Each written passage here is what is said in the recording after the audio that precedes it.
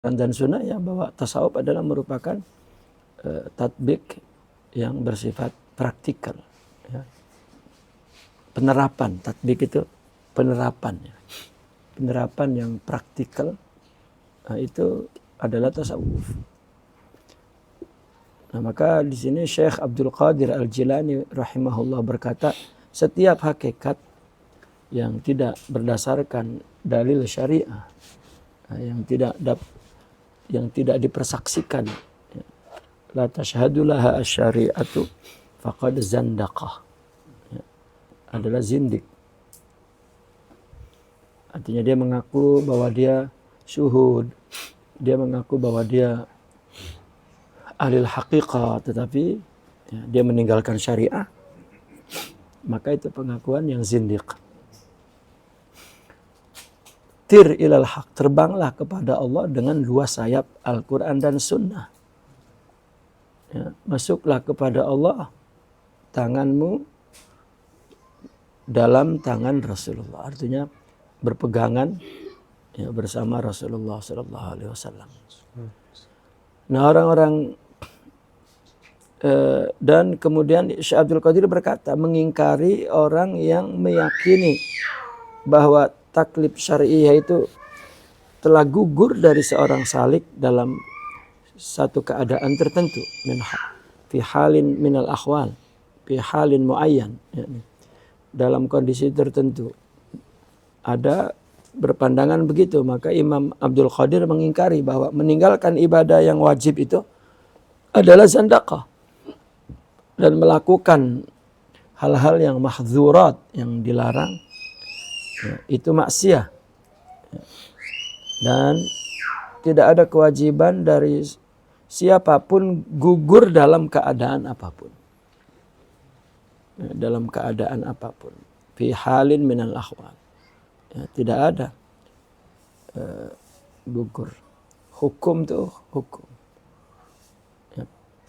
Orang kondisi tertentu mungkin orang tak dapat melaksanakan ibadah di dalam waktunya, tetapi bukan berarti boleh dia meninggalkan itu.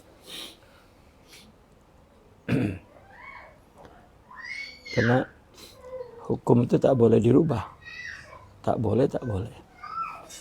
Adapun orang melanggar, orang melampau, nah itu adalah satu keadaan tertentu yang Allah mungkin boleh ampunkan, Allah mungkin boleh maafkan, tetapi hukum tak boleh dirubah oleh satu keadaan orang.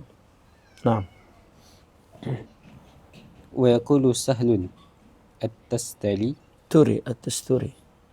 wa yaqulu Sahlun at-Tustari rahimallahu ta'ala, usuluna sab'atu asya'a at-tamassuku bi kitabillahi ta'ala wal iqtida'u bi sunnati rasulih sallallahu alaihi wasallam wa aklul halali wa kafful adha wa ijtinabul athami wat taubah wa ada'ul huquq.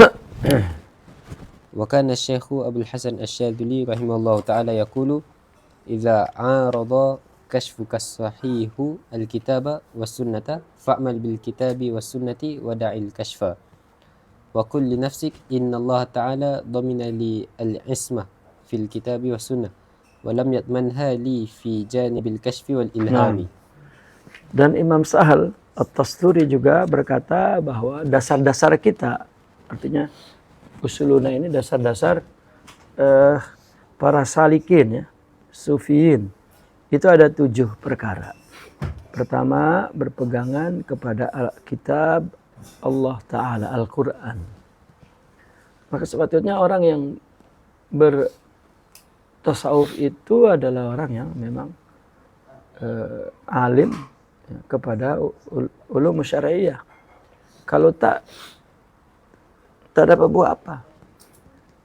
Tak dapat, bukan tasawuf gitu. Coba dalil, jika dalil tasawuf itu ihsan. Ihsan itu adalah an ta'budallah ka'annaka tarahu. Adalah ibadah. Jika ibadah, maka dia kena tahu ilmu. Ya, karena ibadah adalah amal. Amal itu kan mengamalkan ilmu. Kalau tak ada ilmu, bukan amal. Tak ada apa-apa amal. Tak jadi amal. Nah, maka sebetulnya kenapa pondok tuh tak ada tarikat? Itu terkesan zaman penjajah dulu, karena penjajah itu nak memisahkan antara agama dengan politik, nak pisahkan ilmu dengan akhlak, nak pisahkan ta'lim dengan tarbiyah, nak pisahkan antara para sultan dulu dengan para ulama. Gitu. Nak buang kudwah. Gitu. Nak buang kudwah. Nak putuskan hubungan antara da'i dengan mad'u. Gitu. Atas nama kebebasan, atas nama kemodernan dan semua. Maka akhirnya konsekuensi itu timbul, ya, merupakan satu konsekuensi yang logik, timbul keinginan dari generasi baru akan tasawuf modern. Itu. Tasawuf modern itu tasawuf tanpa guru, tasawuf tanpa tadrib. Ini adalah tasawuf hawa nafsu.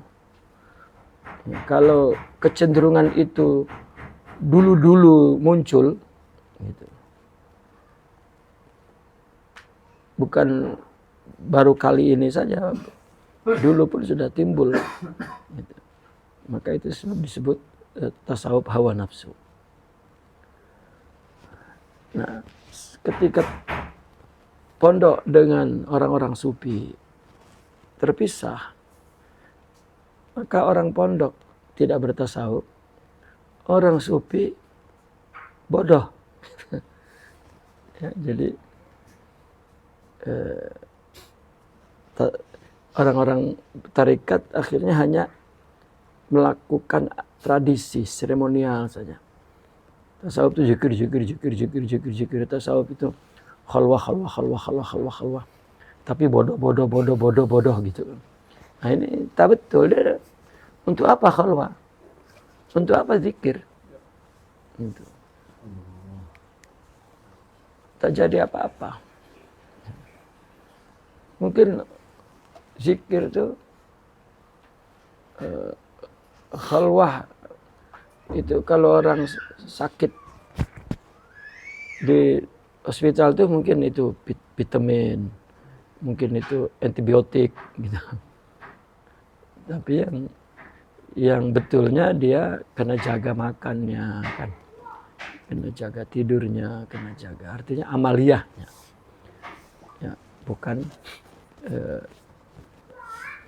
kalau saya mengumpamakan dulu, kalau ada orang yang tak mampu menelan tablet pil obat tuh, dia kena dengan makanan pisang lah, gitu. Makan pisang dulu baru.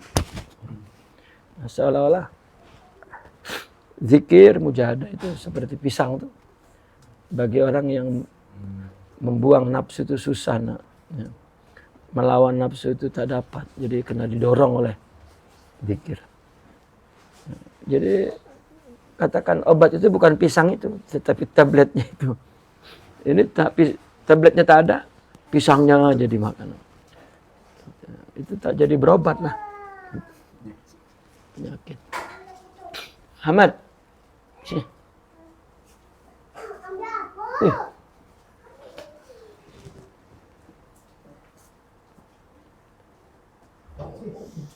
Nah, bawa kemana? Allah.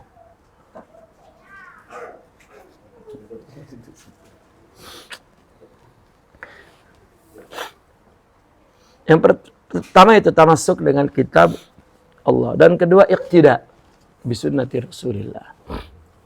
Ya, dan iqtida kepada sunnah baik sunnah jaliyah dan sunnah khafiyah, kama qala al-Imam Ibn Athaillah Sakandari.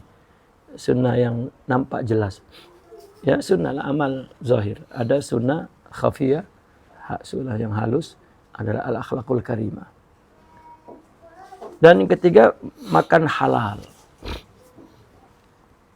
Yang keempat, ya, artinya kaful adza, menahan diri dari menyakiti orang. Bagaimana agar lidah kita, tangan kita, pikiran kita, ya, pandangan kita tidak menyakiti orang. Ya, adza. Ya. Idza ini bukan hanya tangan secara fisik, bukan. Mungkin lidah. Lidah lebih tajam daripada pedang kan. Mungkin lidah. Ya. Ada orang cakap menyakitkan, dia mengatakannya, saya kan hanya cakap. Oh, justru itulah cakap. Kalau saya cakap je katanya. Ya. Karena ayatnya itu bunyi nasihat. Ya. Bunyi nasihat. Tapi itu sama juga menggaruk dengan pisau tajam. Ya. Aku garuk kau gitu kan. Rupanya luka.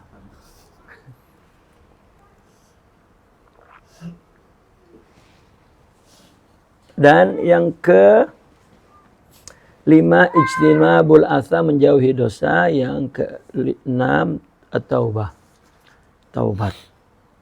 Dan adaul hukuk, menunaikan hak-hak.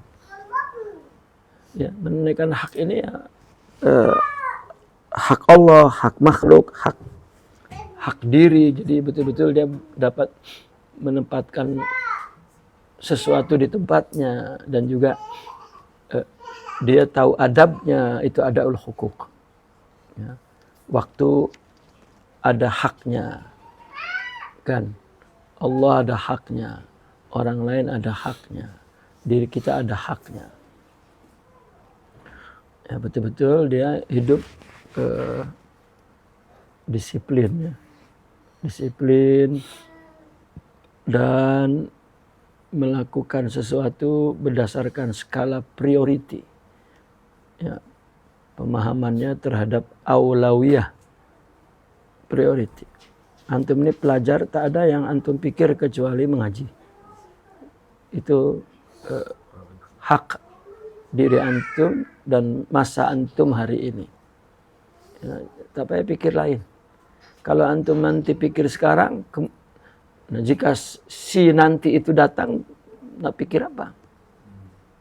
Ya, sedangkan setiap waktu, bahwa waktu kemudian itu natijah daripada waktu sebelumnya.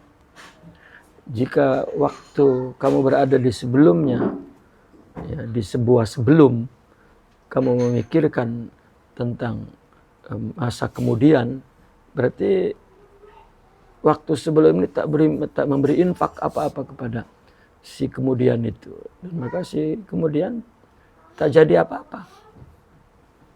Ya, akhirnya ketika kamu sampai di waktu kemudian, kamu menyesali waktu sebelumnya. Ya. Semua orang, siapapun punya penyesalan kepada waktu sebelumnya itu.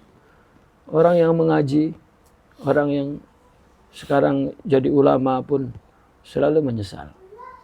Ya. Saya kalau ditanya tentang dahulu, yang kalau nak jujur, ya penyesalan. Oh dulu malas sangat, kurang. Ya.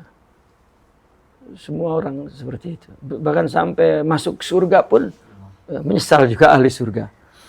Ya. Bahwa dulu kurang berzikir. Itu adaul hukuk. Maka itu sebab madarus salik huwal waqt. Maka mereka mengatakan as-sufi ibnu waqt. Hukukul waqt. Itu yang paling berbaloi menjadi hamba Allah itu adalah menunaikan hak waktu itu. Sehingga mereka mengatakan as-sufi ibnu waqtihi. Itu sebutan waktu itu adalah juzu minal kul, wal kul huwa dahru. Maka la tasubud dahr fa inna Allah huwa dahr. Jadi setiap waktu itu memang ada hak Allah yang perlu ditunaikan. Ya, kulla yaumin huwa fi sya'n. Dan Syekh Abdul Hasan As-Sazuli berkata, apabila kasabmu arada menentang ya, kitab dan sunnah, itu kasab yang sahih. Ya. Lagi bukan sahih. Maka beramalkanlah Al-Quran dan sunnah dan tinggalkan kasab. Lalu katakan kepada kasabmu, sesungguhnya Allah menjaminku al-ismata al-hifdha, yani Allah menjaminku al-ismata, yani al-hifdh, terpelihara itu dalam kitab dan sunnah, dan tidak menjamin keterpeliharaan itu kepadaku dalam sisi kasyaf dan ilham. Jadi kalau ada orang kasyaf misalnya, kamu ini sudah sampai ke tahap wali lah, tak apa, buat dosa sikit pun tak apa. Ya, itu menyalahi Alkitab dan Sunnah. Nah ini, maka buanglah kasab itu dan tak ada, wah kalau orang kasab itu boleh kalau tak sholat tak apa, itu ada kecenderungan seperti itu karena dia sudah kena ingat jadi tak sempat sholat. Ya. Kena ingat tuh kuat sangat sehingga dia maghlub. Ya, apa maghlub itu? Terpedaya, artinya maghlub. Ya. Jadi tak apa tak sholat pun karena dia hilang akalnya. Jadi kalau alasan dia karena kasyaf dan maghlub membuat dia tak sholat, itu tak boleh. Tapi kalau memang dia hilang akal, gila, nah baru. Ya, kalau gila kan rufi al-qalam, ya, rufi at-taklid, ya, tak ada taklid, tak ada catatan. Tapi kalau alasannya itu karena dia suhud, karena dia kasyaf, lah, gitu. Maka seperti dikatakan oleh Sidi Abdul Qadir tadi, kasyaf itu tidak mengangkat. Ya. Nah, maka itu tipuan nafsu yang tingkat tinggi lah tuh. Tingkat tinggi. Nah. وقال أبو سعيد الخراز رحمه الله تعالى كل باطن يخالفه ظاهر فهو باطل. Setiap batin menyalahi zahir, menyimpang dari zahir, maka itu batil. Ya. Sesuatu yang tidak ada kebenaran, batil, kosong dari kebenaran. Ya, batin menyalahi zahir. Ya. Orang mungkin maghlub, oke lah, majnun sebetulnya, ya, tapi bukan kasyaf, gitu. Ya. Karena begini, orang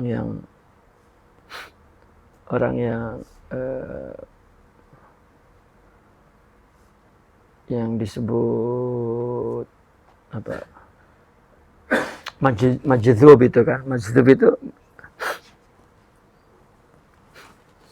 nama halus gitu untuk orang yang memang gila gitu, karena akalnya lemah, ya, karena akalnya lemah dan ilmunya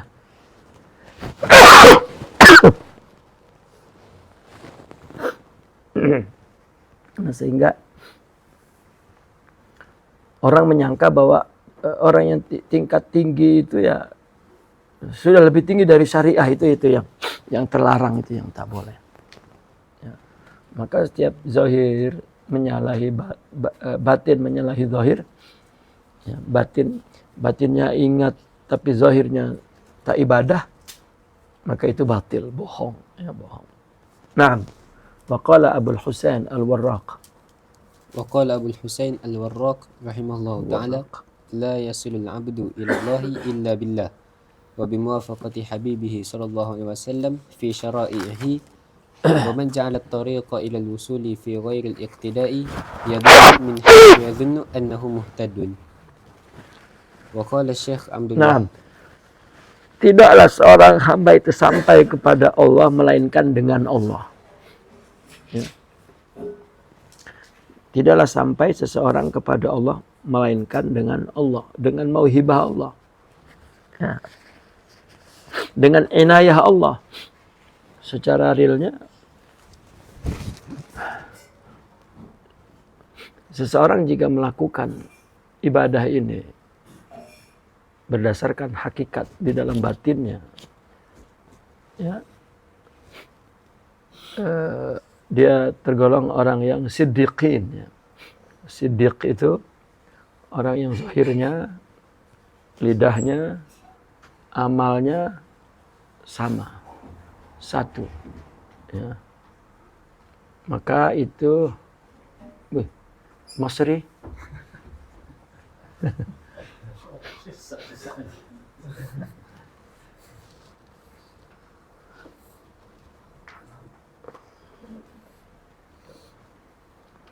Maka itu adalah orang yang siddiq. Ya. Dia kan sebelum ini di awal-awal tuh ada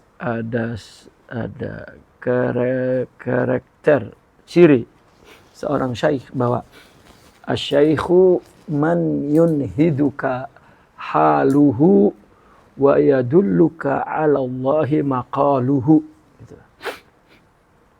Seorang murabbi itu adalah seorang yang halnya, suasana jiwanya itu membangkitkanmu. Yunhiduka itu yunhiduka ilallah, membangkitkan jiwamu, memberikan pengaruh kesan kepadamu ke Allah. Gitu. Karena misalnya kita bersahabat dengan orang yang hubbud dunia, ruhnya kan mailnya, sukunnya, lujuknya ila dunia, lalu kita bersama, tak cakap pun, kita pun akan terbawa aura dia. Ya, karena orang ekspresi zahir itu akan ikut ekspresi batin. Jika orang unus artinya nyaman bersama dia, maknanya dia ada terbawa. Kalau tak nyaman. Ya, tak nyaman. Karena kita tak menyadari bahwa jiwa itu komunikasi. Al-arwah junudun mujannada fama ta'arafa talaf. Kalau sama, iktalaf. Iktalaf ini apa? Rukun. Ya. Nah, wa matana karah talaf. Kalau berbeda maka tak kenal. Tak kenal, ya, maka dia akan berselisih, menjauh. Takhalaf fabta'ad. Yani. Nah,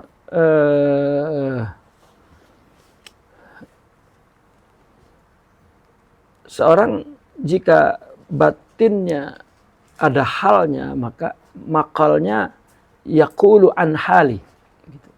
Ucapannya akan mengatakan keadaannya. Ya. Mereka yang hatinya selalu memandang Allah, maka setiap persoalan masih akan terucap. Itu dari Allah, tak payahlah. Manusia ini apa? Allah. Itu bukan dalam pengajian. Kalau pengajian kita baca, kan? Tapi dalam praktikal nyata. Oh, kalau kita mengaji ini ideal sangat. Ya. Kalau ngaji ini, ya yang iblis pun macam malaikat, ya. Kan? Tapi dalam amal nyata. Nah, kita itu perlu kepada suhbah itu yang punya hal dan itu punya hal. Karena kalau punya hal mesti kaulnya adalah kauluhu halu. Ucapannya adalah keadaan batinnya. Nah, orang yang punya hal berarti jiwanya sempurna. Ya. terdapat di dalam rohnya sifat-sifat mulia. Nah, itu sifat-sifat yang Allah anugerahkan ke dalam rohani itu wahbiyah. Ya. Apa wahbiyah itu? Anugerah tanpa upaya kita. Nah, ketika seorang berbuat atas dasar hakikatnya, atas dasar batinnya, atas dasar halnya, maka si nafsu itu malu nak mengaku. Malu nak mengaku ini kalau tak ada saya itu. Ya. Ada dulu kita saya sendiri dulu sama punya pandangan gitu. Kita muda-muda ini dah berdakwah lah. Gitu. Karena dakwah itu amar ma'ruf nahi munkar itu kewajiban. Ya. Kuntum khairu ummatin ukhrijat lin-nasi kan. Jadi sementara dalam tarbiyah ya, kamu jangan mengajak orang sebelum kamu. Kita tuh ini tasawuf menyalahi Al-Quran dan Sunnah. Kalau kita tidak amar ma'ruf, nanti orang macam mana? Kita nanti ditanya oleh Allah ya, di akhirat. Ya kamu ditanya, kenapa kamu cakap tak buat? Itulah yang lebih dulu ditanya. Bukan kenapa ditanya, kenapa kamu tak ajak orang amar ma'ruf. Kamu kenapa cakap dan kamu sendiri tak buat? Itu dulu lah yang ditanya. Ya, tetapi nafsu ya, tidak memahami benda itu. Nah, kenapa? Karena ada pengakuan kalau Allah belum bagi kesempurnaan batin. Tetapi jika jiwanya sempurna, ya, ketika dia melakukan kebaikan, ibadah, amal soleh atas dasar hakikatnya, nafsu ini kecil nak mengaku, nafsu ini kecil nak mengaku. Ya. Kalau nak mengaku pun rasa malu karena rohani sudah makrifat bahwa ini Allah yang buat, bahwa ini kuwah Allah, haul Allah. Maka mereka mengucapkan la haula wala quwata illa billah. Tabarri. Ya, tabarri an haulihi wa quwatihi. Sudah ya, memang dia syuhud menyaksikan bahwa ini inayah Allah murni. Ya, bahwa inayah Allah murni. Ya, bahkan kalau mau diceritakan secara mendalam lagi ya, bahwa anal haq gitu. Itu cerita, itu uslubul hikayah. Cerita anal haq. Cerita bahwa ternyata ketika disadari, ini cerita nih. Ya, bagi mereka yang memiliki kesempurnaan, yang dia perangi adalah iddia itu, anak itu. Itu yang dia nak lawan. Bukan aku, tapi Allah. Itu adalah satu kerja tauhid dalam jiwa. Gitu.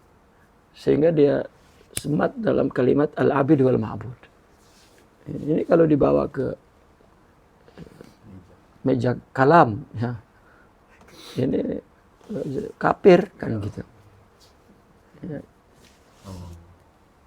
Padahal itu uslubul hikayah salah satunya. Nah, seorang hamba tidak akan sampai kepada Allah kecuali dengan Allah. Jika dia sampai kepada satu makom kesempurnaan itu, maka sampailah.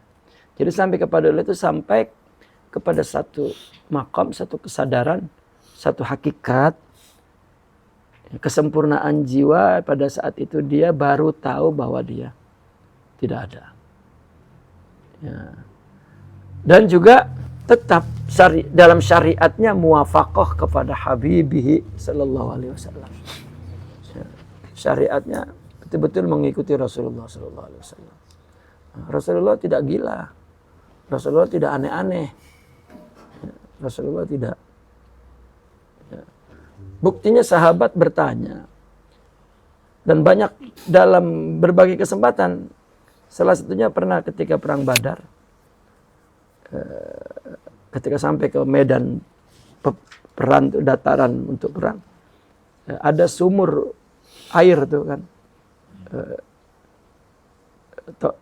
Justru itu dijadikan sebagai tempat minum para tentara. Itu posisinya berada di depan, musuh di sana. Jadi ada seorang sahabat junior tuh. Ya. Kita melihat kebebasan dia bicara kepada Nabi. Dia datang kepada Nabi, ya Rasulullah. Ya. Ini kenapa empangan itu ya, seperti telaga, seperti telaga. Kenapa ini ada di depan kita? Apakah engkau menetapkan ini di depan karena wahyu atau hanya pandangan engkau saja? Nah, ini pandangan aku saja. Oh, kalau macam itu boleh tak dia ada di belakang kita? Agar yang minum itu kita aja. Jadi kita kuat.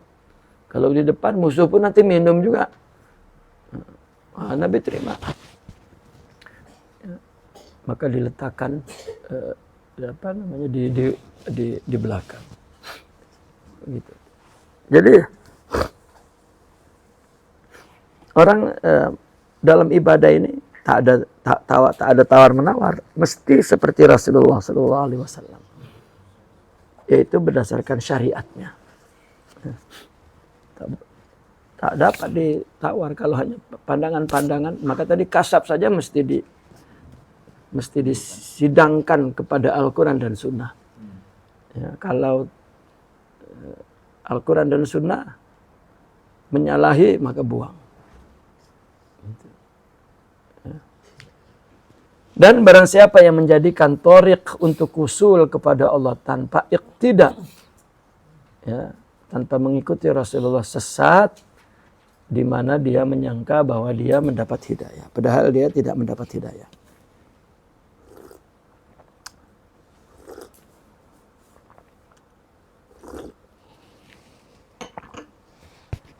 Nah,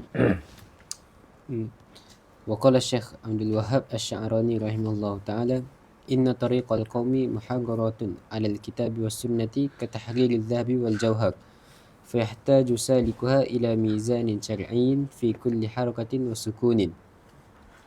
وقال أيضا إن حقيقة طريق القوم علم وعمل سداها ولحمتها شريعة وحقيقة لا أحدهما فقط. وقال الشعراني أيضا فمن دقق النظر علم أنه لا يخرج شيء من علوم أهل الله تعالى عن الشريعة وكيف يخرج والشريعة صلتهم إلى الله عز وجل في كل لحظة. sekejap.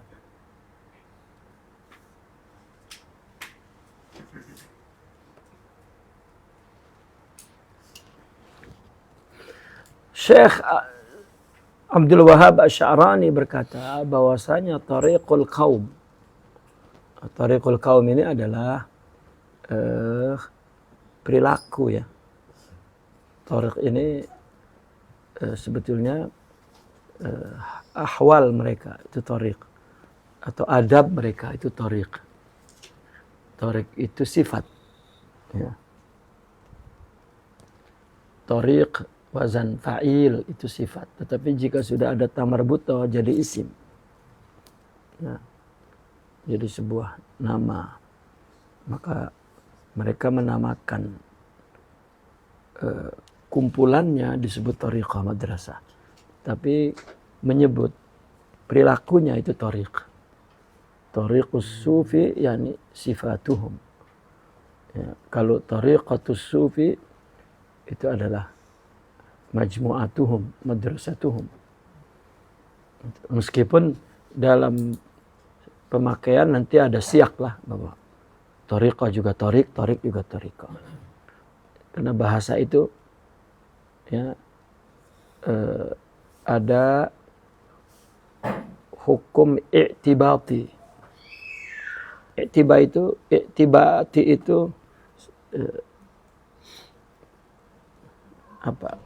silang. Dalam istilah bahasa disebut, istilah linguistik disebut arbitrer. Ya, dia silang. Seperti kalimat nafsu kadang ruh, kadang nafsu, gitu. Itu lihat kepada siyak. Tapi kalau penempatan dasarnya, makna akarnya, jika thoriq maka majmu'atul adab, ya, kumpulan sikap mereka terhadap keadaan tertentu. Orang sufi adalah orang yang betul-betul mencerminkan etik itu, adab itu. Ya, dia tidak ada satu momen melainkan dia menyikapinya, melakukannya serasi dengan keadaan itu adab. Nah itu thoriq mereka. Thoriq mereka. Maka menjadikan thoriq untuk sampai kepada Allah ini, mana tadi? Maka thoriqul kaum ini muharrarah, ya, alal kitabi was sunnah, ya, katahriri zahabi wal jauhar. Maka thoriq kaum ini betul-betul diperbetulkan, ya, dilahirkan, gitu katakan, atas kitab dan sunnah, seperti bagaimana orang menerbitkan, membersihkan, ya, emas. Ya, emas bagaimana tuh nak jadi emas tuh, ya, itu betul-betul ditahrir, ya, ya, ditanqih, ya, ditapis begitu. Jadi penapisan lah katakan daripada Al-Quran dan Sunnah. Orang ketika betul-betul melakukan berdasarkan Al-Quran dan Sunnah,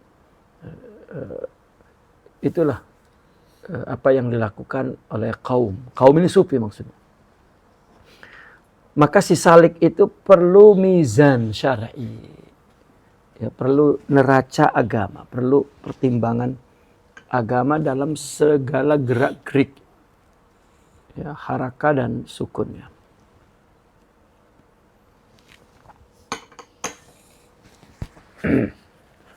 Nah, kecenderungan orang kita melihat ada apabila dia jadi seorang tokoh sufi terus sikapnya aneh-aneh. Saya pernah di Banten lah, dijemput oleh seseorang hadir di majelis dia. Lalu sampai di situ dikenalkan bahwa ada orang sufi katanya. Dia ini ahwalnya lain. Saya tanya ahwal apa? Atau dia aneh. Kalau aneh kenapa dibawa ke orang ramai? Gitu. Makin aneh nanti, kasihan. Gitu. Jadi singkat cerita, saya dibawa ke tempat maulid lah. Ya, dia pakai panggung, ada kursi di depan situ. Ada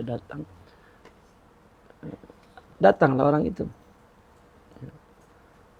Jadi selama duduk tuh dia tuh ya malu lah kan, orang tengok gini, kita malu kan. Ini apa orang ini? Ya. Terus tangannya tuh masuk pegang dada saya. Saya itu macam nak mengamuk tuh, macam nak marah. Karena itu apa ya, satu fenomena yang tak betul gitu, itu masalahnya. Kalau betul tak apa, tak betul. Ya, mungkin kutub pun tak buat itu.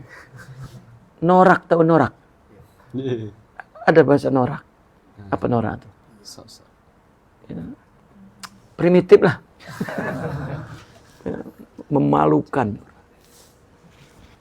Itu saya tak, aduh.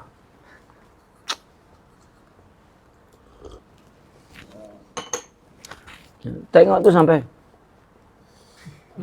seolah dia sudah menatap. Wow.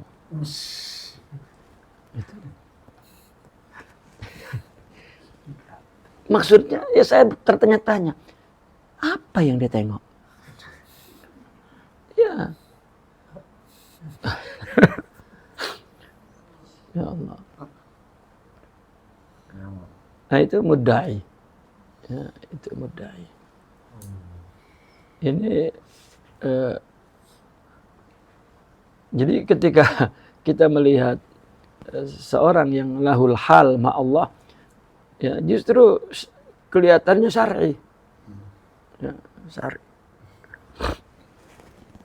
Maka pada buku Muqaddimatul Tasawuf dulu tuh kan apa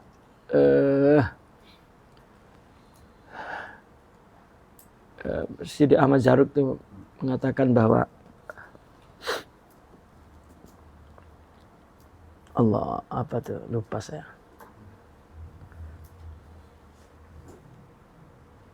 La haula wala quwata illa billah. Bahwa seorang murabbi itu ya artinya seorang yang boleh memberikan manfaat kepada orang. Ya, orang yang betul-betul dia alim, ya, amil, dan dia mengetahui mu'alajatun nas gitu. Bagaimana berinteraksi dengan keadaan orang yang berbeda-beda. Gitu.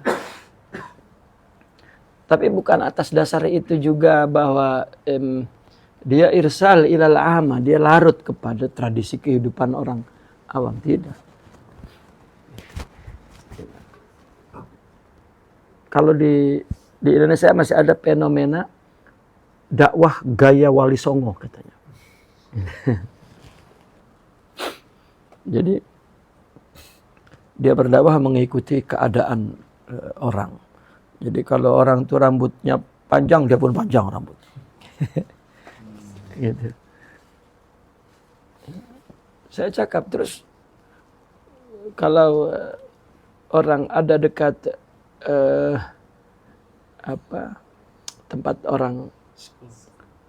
tempat orang berdansa itu apa? Disco. Nah, dia masuk disco juga kan gitu. Ya. Itu apa ya? Hawajisun nafas. Ya. Hawajisun nafas.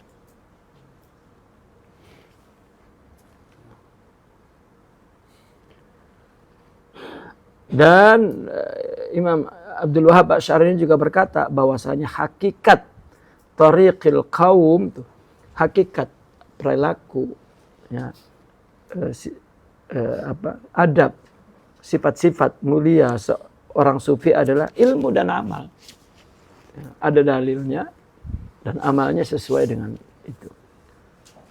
Ya.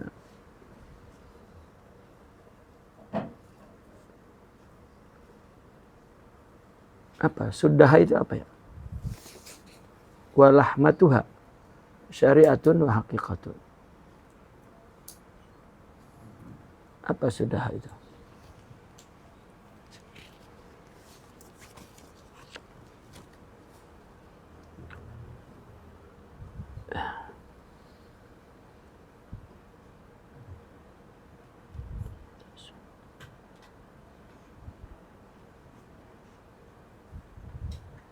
Sadaha.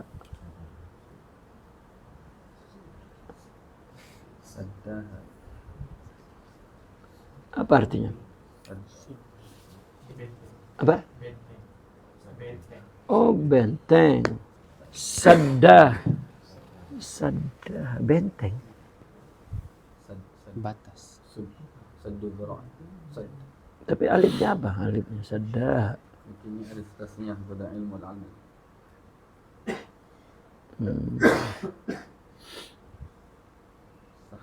Saddaha wa sunnah.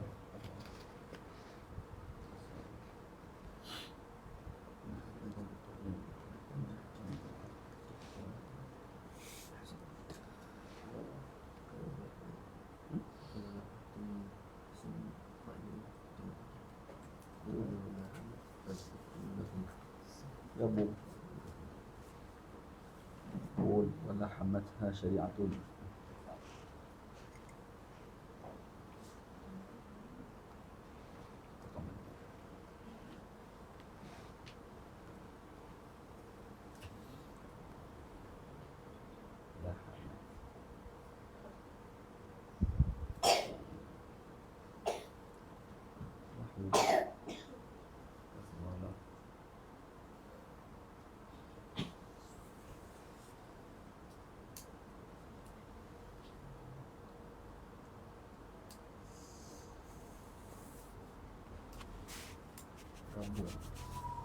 لحم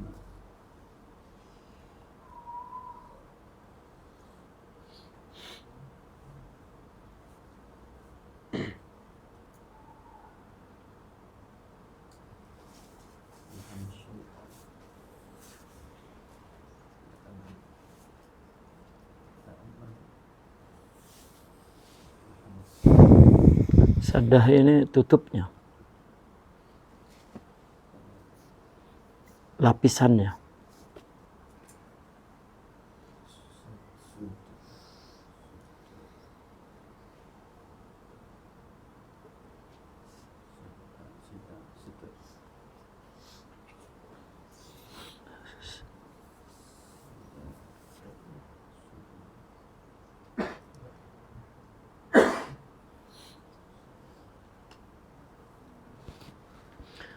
Yani sadaha tutupnya, kulitnya, lapisannya.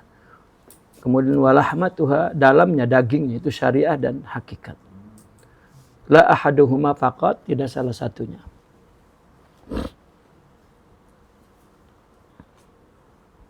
Ya. Apapun asalnya, siaknya menunjukkan itu.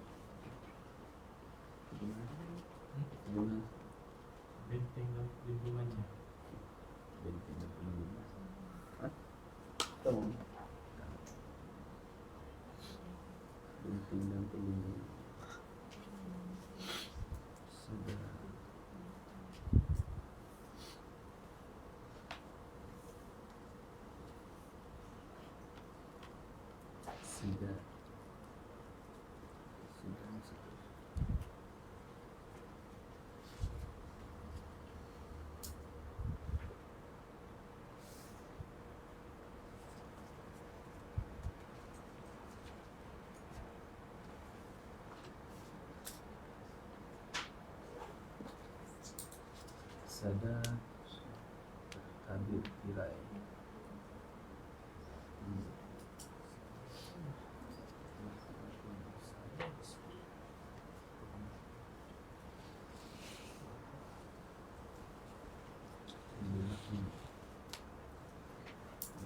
Baik. Dan Imam Syarani juga berkata,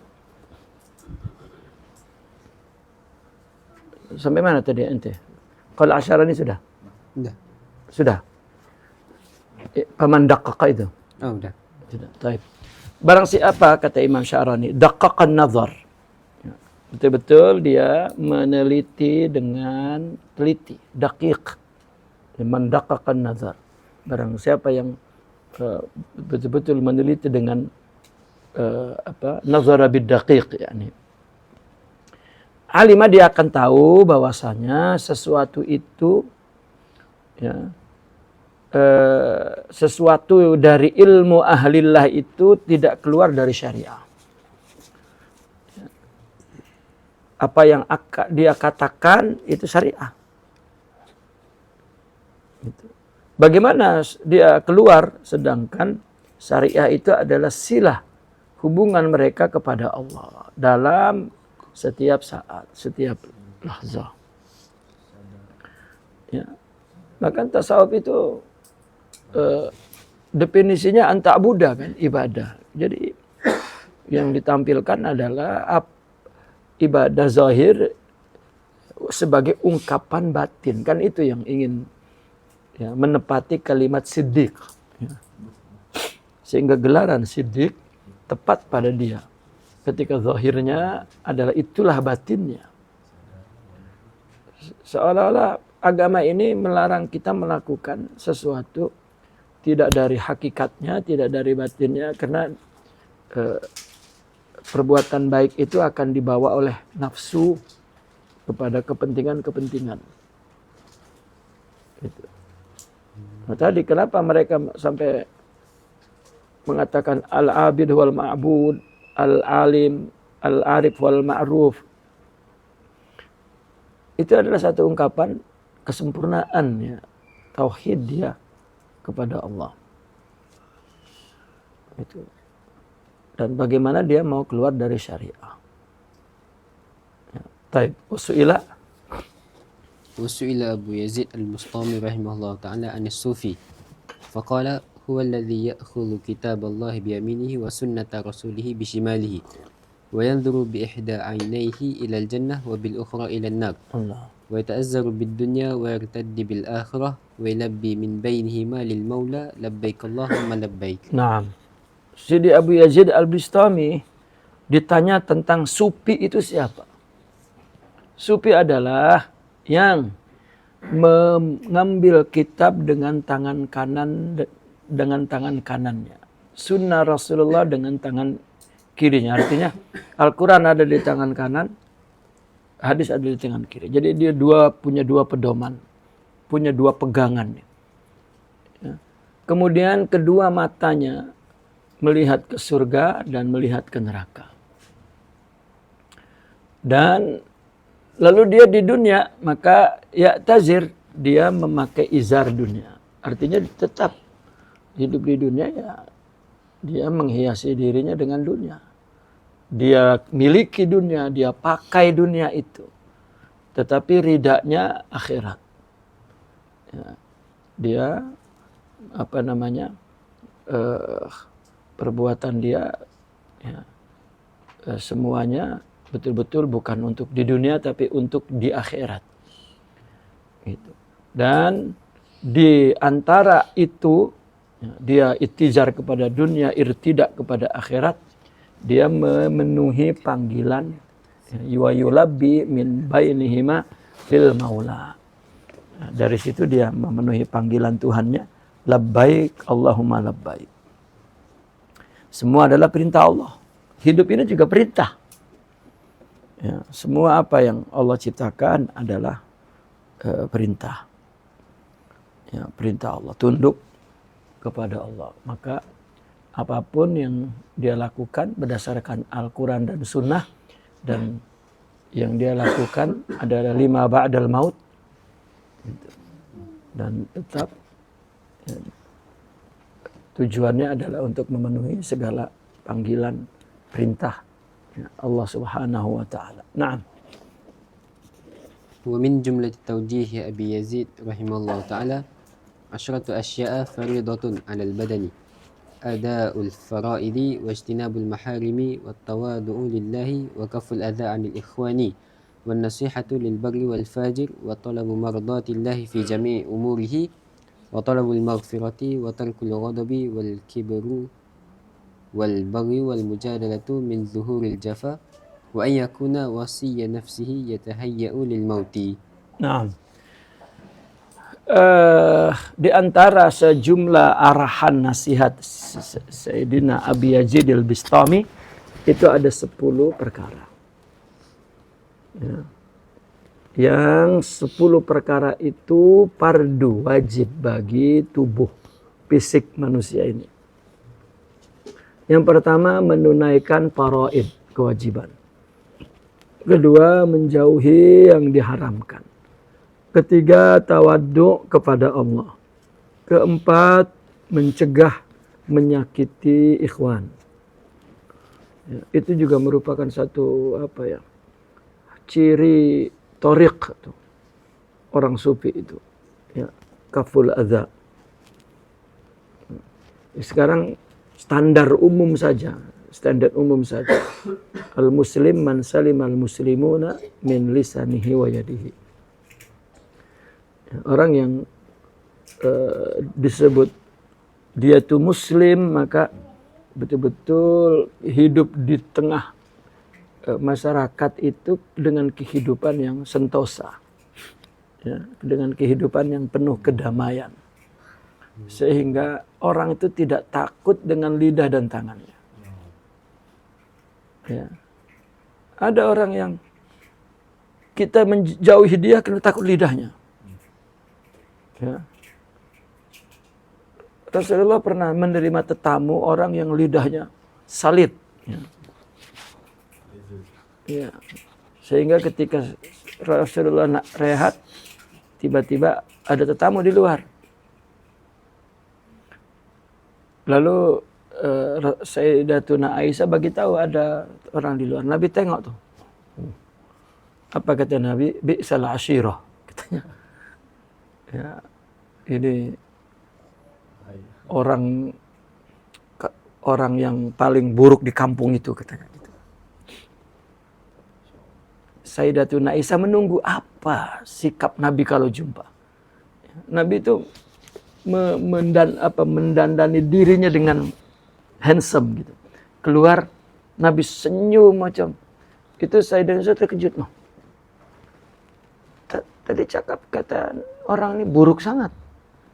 Tapi bila jumpa ya, tak ada. Tak ada. Karena kasab itu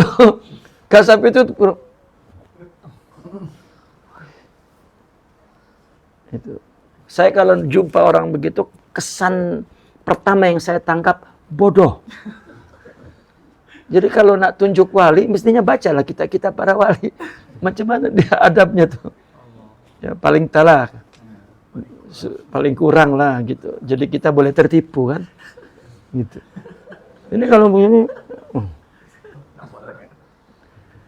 Wali itu yang kasab, jika tengok dada kita ada keburukan, dia akan senyum.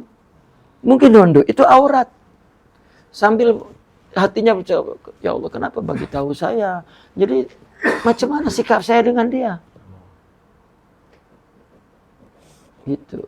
Yang punya tahu itu engkau, tak payahlah bagi ke saya. Cukuplah engkau.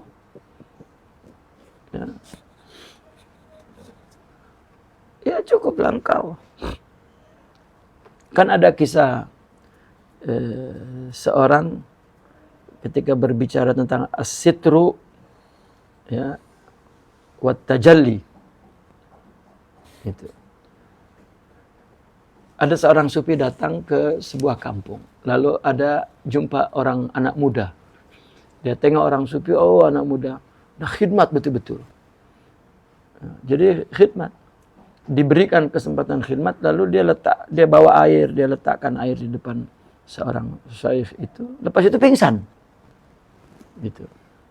Cuma karena dia mendapatkan kesempatan untuk berkhidmat dan berjumpa, pingsan.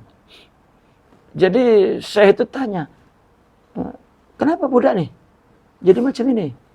Lalu ada cerita, oh dia sebetulnya memang dia macam itu karena dia itu ada cinta kepada seorang perempuan anak pakcik dia. Ya. Jangankan tengok perempuan itu lalu dia tengok debu di belakang kan, pakaian perempuan kan menjulur ke tanah. Jadi kalau jalan dia naik debu. Tengok debu saja dari belakang pingsan. Jadi saya itu datanglah ke perempuan itu di kemah dia. Assalamualaikum. Saya ini gharib katanya. Artinya orang asing lah, bukan orang kampung situlah. Seorang gharib ini punya hak gitu untuk dihormati, artinya tetamu ini. Boleh tak saya bertanya? Boleh. Itu anak muda cinta sangat dengan kamu. Kenapa kamu? Ya, artinya tak terimalah. Macam mana aku tak nak terima? Wah, dia cakap, wallah hati kamu ini betul-betul lembut sangat, ya, sampai tolong orang. Gitu. Macam mana dia tak terima? Tengok debu saja, pingsan. Bagaimana kalau dia berdiri depan saya? Gitu. Artinya bahwa kita ditutup oleh Allah untuk tidak tahu apa-apa benda, itu rahmat. Karena kalau dibuka nanti pingsan. Ya. Kita misalnya punya kawan rapat, kita tidak tahu kawan nih kalau sendiri betapa buruknya. Kalau dibuka kan pingsan.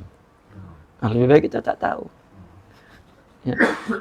Itu sebab Imam Syafi'i kan pernah terjadi bahwa ada seorang bersama Imam Syafi'i itu, oh dia cakap tuh lembut, adab, Masya Allah. Kemudian pergi di luar, rupanya dia ghibah kepada Imam Syafi'i, buruk sangat. Nah, ada orang tengok ketika dia bersama Imam Syafi'i, juga ketika dia bersama orang lain. Terkejut. Loh, dia lari terus kepada Imam Syafi'i itu. Ya Imam, orang yang bersama antum tuh, yang adab sangat di luar, oh Dia cakap buruk sangat tentang yang dimarah oleh Imam Syafi'i dialah. Dia kata, dia lemparkan panah kepadaku tak pernah sampai. Kenapa panah itu kau bawa dan kau tancapkan di hatiku? Artinya kenapa kau rubah sikap kepada dia dengan diberitahu keadaan dia? Tak perlu kita tahu orang itu as-sitru huwa rahmah. Nah, orang masuk tarekat nak tahu, nak pura-pura kasar. Nah, itu kan yang pertama ya bodoh itu. Ya. Kenapa dia nak mendapatkan sesuatu yang kalau dia dapat, dia punya, tak mampu. Dia tanggung. Karena itu Allah punya. Ya, punya hak. Ya. Orang mama tardi nafsun mada taksibu ghadan kan senang. Coba kalau esok diberitahu kita mati. Ya. Mati terlanggar kereta pula, putus kepalanya, alamak. Ya, kalau tak tahu kan. Ya. Itu sebab jangan nak tahu urusan orang. Ya. Semua orang ala halihim. Ya. Ya, sebetulnya artinya nasihat tidak tahu urusan orang, memang bukan urusan orang, itu urusan Allah. Ya. Nah, maka kaful adza anil ikhwan. Itu ciri orang yang sedang menuju kepada Allah tuh. Tidak menyakiti sesama ikhwan. Ya. Gimana orang datang ke ayahnya, ya, lalu dia sakiti anaknya. Gitulah. Ya, walau kana huwa kafir. Ya. Dan nasihat kepada orang yang taat dan orang yang fajir. Artinya mengambil pelajaran daripada mereka semua. Ya. Dan menuntut ridha Allah dalam semua perkara. Dan talabul maghfirah. Ya. Memohon, mencari maghfirah, ampunan. Ya. Dan tarkul ghadab. Ya. Membuang sifat marah. Dan juga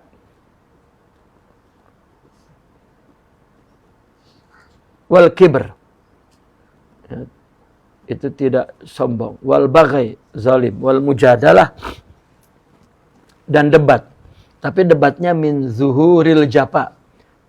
Karena untuk menunjukkan permusuhan, ya. Jafa itu. Sebetulnya japa itu kerenggangan, menimbulkan kerenggangan. Dan hendaklah dia menasehati dirinya untuk bersiap diri kepada kematian.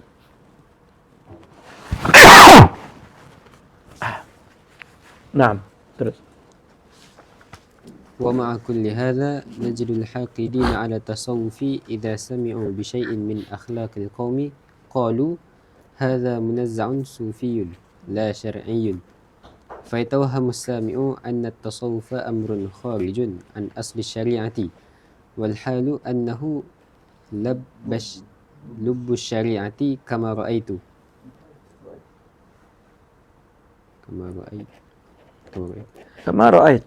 كما رأيت وإن من يطالع كتب القوم السليمة من الدس مثل كتاب الحلية لأبي نعيم ورسالة الكشيرية وكتاب التعارف لمذهب أهل التصوف للكلاباذي واللمع للطوسي والإحياء للغزالي وطبقات الصوفية للسلمي ورعاية لحقوق الله للمحاسبي والوصايا للشيخ محي الدين بن عربي وغير ذلك من كتب الصوفية لا يكاد يجد خلقا مما فيها يخالف الشريعة أبدا لكثرة محاسبة الصوفية لأنفسهم وأخذهم بالعزائم فإن حقيقة طريق القوم علم وعمل سدها ولحمتها شريعة وحقيقة.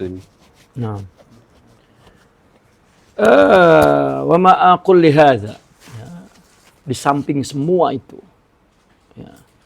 Kita mendapatkan ya, orang-orang yang dengki kepada tasawuf, jika mendengar sesuatu akhlak tasawuf, maka dia mengatakan ini adalah manza'un sufiyah. Ya. Ini adalah manza itu inklinasi, inklinasi itu satu tipe model ya, manza, selera, naz'ah mail, kecenderungan tasawuf. Alah itu gaya orang sufi aja tuh. Ya, manja dari naza. Ya. Dari naza. Kecenderungan. Hadza manza'un sufi. Ya. La syar'i. Tidak syara. Karena dengkinya. Karena maka kenapa orang sufi disebut ahli amal? Ya, karena mereka melihat agama itu sampai ke batas teks. Ya. Kemudian pengarungannya kepada amal. Ya. La yahudu alal amal. Mereka memang tidak masuk kepada wilayah amal dan tidak mendapatkan apa cabarannya, tantangannya, dan rasanya amal itu apa. Gitu. Ya. Karena amal itu ya biniyah, artinya bil batin. Ya, yang zahirnya dia lakukan, tetapi juga bagaimana penyertaan batin itu amal. Ya. Maka orang yang mendengar akan menyangka bahwa tasawuf itu adalah sesuatu yang kharij an asli syariah, di luar dari dasar-dasar syariah. Itu karena dengki, karena dia tak kenal hakikatul amal itu. Dia hanya tahu suratul amal. Ya, suratul amal. Contoh misalnya orang sufi, misalnya ada kain seorang soleh lah, kita gitu. Ini mungkin orang yang hanya membaca suratul amal, ya, syirik. Gitu. Nah ini artinya tidak punya tajrubah dalam amal. Ya. Bahwa mahabbah itu ya punya satu ekspresi yang secara zahir kelihatannya yukhalifun nusus. Ya. Saya ada kajian di Indonesia itu bersama alumni Mesir tentang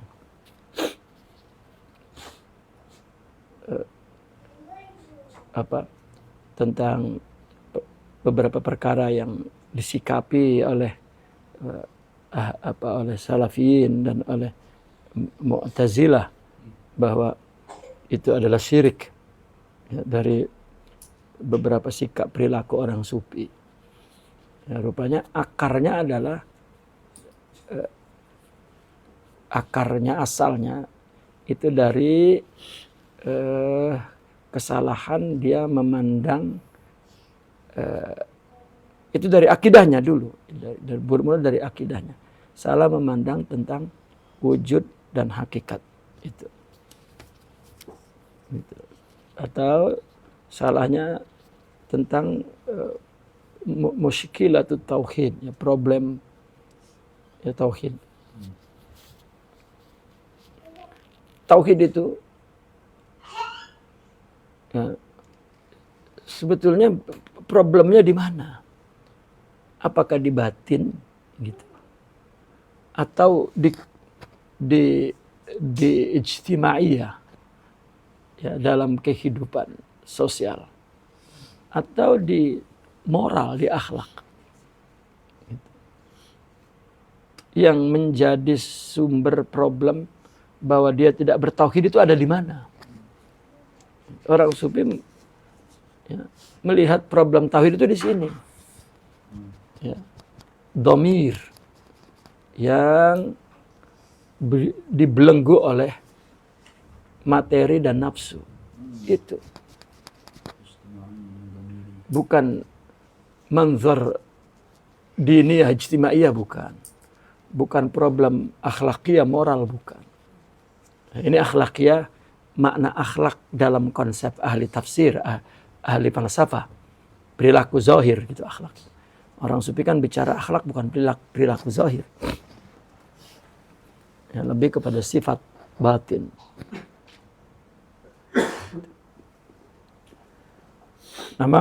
Maka orang yang dengki kepada sufi ketika dia melihat akhlak orang sufi, ini manza.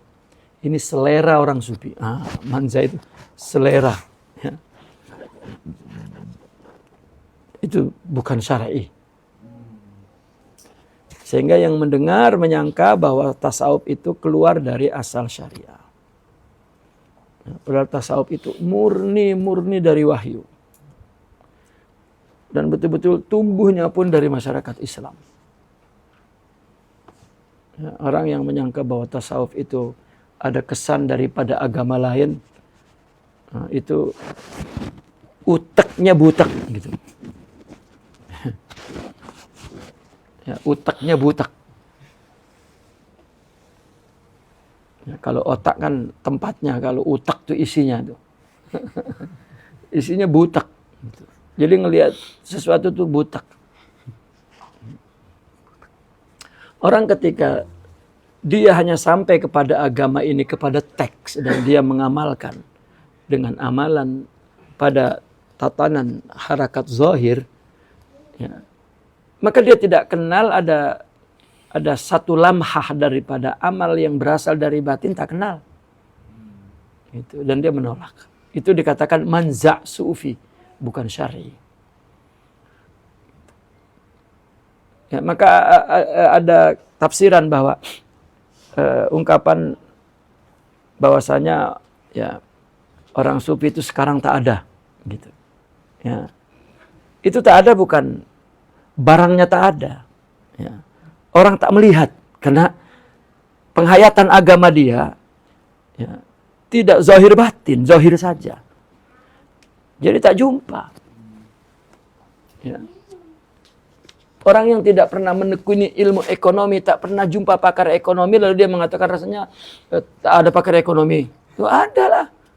Ya. Sekali saja kamu masuk ke wilayah itu, ya, terus nampak, ternyata ramai. Gitu. Ya. Jadi karena pemahamannya sampai berhenti sampai di zahir, kita jumpa lah.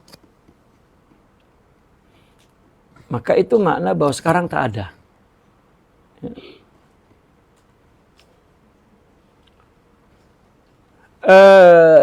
Walhal yang sebenarnya justru itu kan annahu lubbus syari'ati kama ra'aita. Justru ya akhlak yang ditampilkan oleh orang sufi itu adalah lub. Apa lub itu?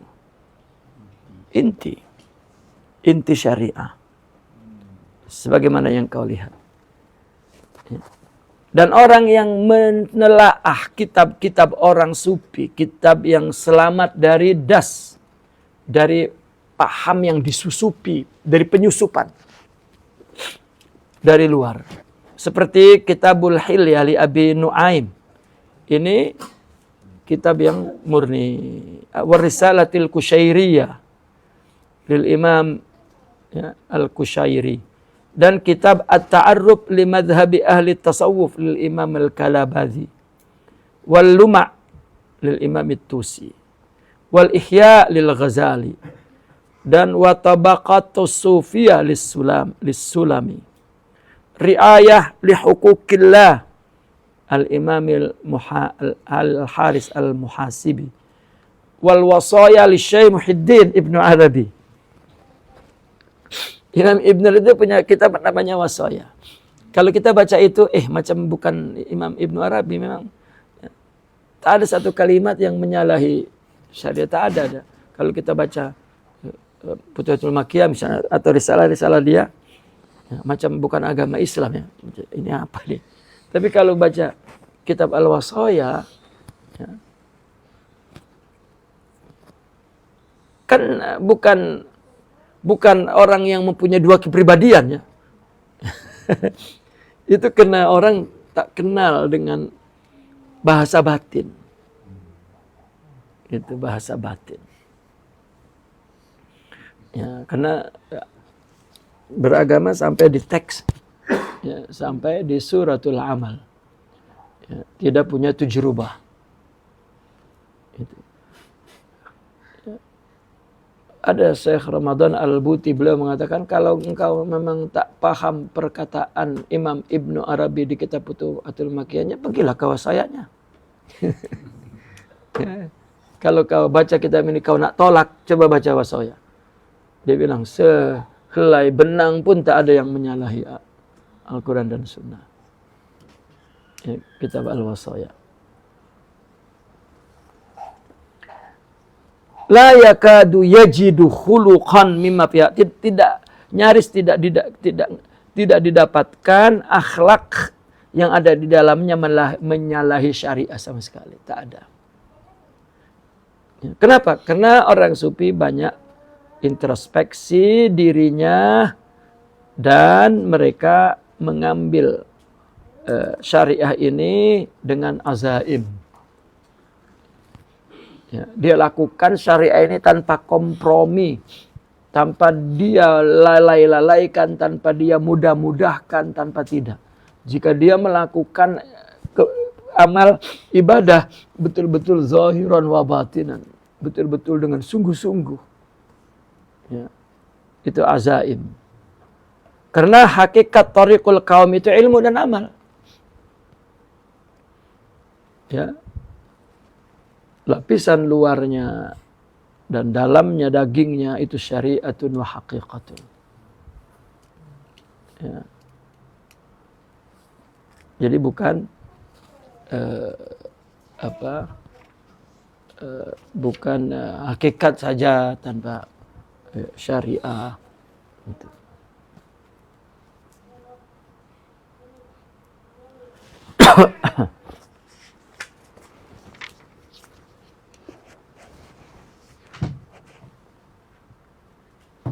Naqifuna walhamdulillah al-Fatihah.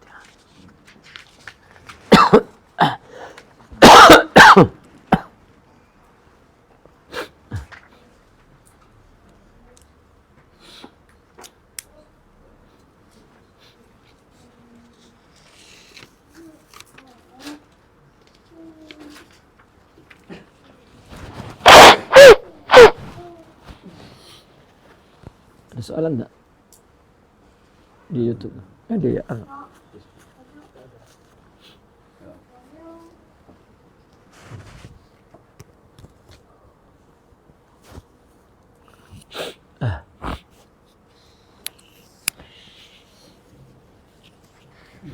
Ada soalan? Ada. Bagaimana kalau ada orang cakap tarikat ni lambat, tarikat dia paling cepat? Iya kok. Ya mungkin dia keretanya yang ini apa? Kereta kancil, dia kereta BMW. Tak ada itu tariqah wahidah, haqiqah wahidah. Tidak ada yang cepat, tidak ada. Hatta kalau juga seorang murabbinya katakan Syekh Abdul Qadir Al-Jilani ya. Kalau muridnya ghafil ya lambat. Ya, muridnya ghafil ya lambat. Tak ada. Ada juga mungkin bahwa ada madrasah yang kaidahnya ya lebih begini. Sebetulnya madrasah itu menunjukkan tabiat karakter si pelakunya gitu. Katakanlah PMN ini lebih cepat dari pondok yang lain gitu. Itu untuk orang-orang yang memang karakternya sesuai dengan kaidah PMN. Kalau tak malah jadi lambat. Ya. Orang yang tak mampu menghafal dan masuk ke PMN makin hancur, makin bodoh. Gitu. Jadi dia kena pergi ke pondok yang memang longgar lah sedikit. Itu. Antum